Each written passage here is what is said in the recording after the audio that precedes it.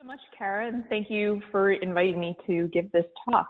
I'm excited to be sharing RDM review workflows for continuous engineering. This is a presentation I actually did at the most recent IBM conference for the Internet of Things and continuous engineering. So I'll also try to hit on a few points that may have changed or evolved since then as we go through the presentation.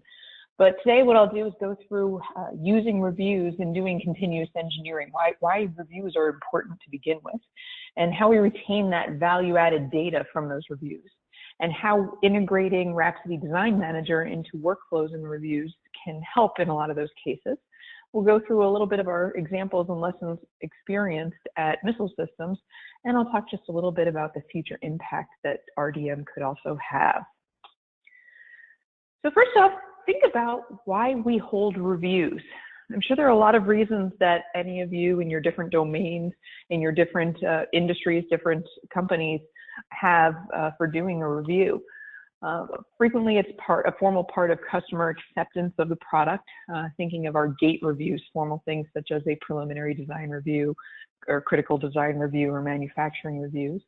Often it's to preview the material before doing such presentations or before you're actually presenting to the customer to ensure completeness, consistency, accuracy.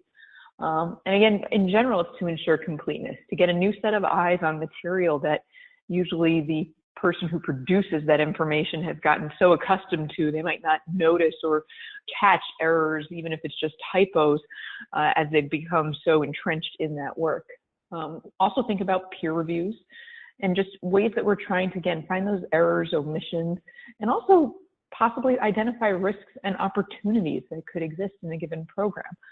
These are all the reasons that come to mind of why we hold reviews, and I think that you'll find that those are true in your company as well. So clearly, what we need from reviews is a chance to inform, involve, and communicate. This is exactly what that purpose is, and in some cases, it's the only times that certain stakeholders on a given project or program team really get to look at the technical material, okay? So think about what happens during and after those reviews. Frequently, we'll capture minutes, and often there are action items that are generated, especially if those need to be completed in order for a review to be considered complete or done or passed, if it's a GATE, any of those types of things. You usually have some suggested changes that were made and discussed. There might be design decisions or purchase or make-buy type decisions that were made during this review. And there certainly is a lot of discussion that just does get captured.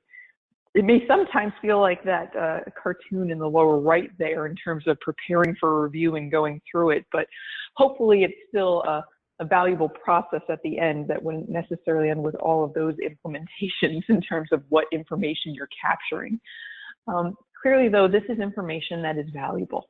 That's the point we want to get across. So yes, this data is important. It's data that supports your program, your project, and moving forward in its life cycle.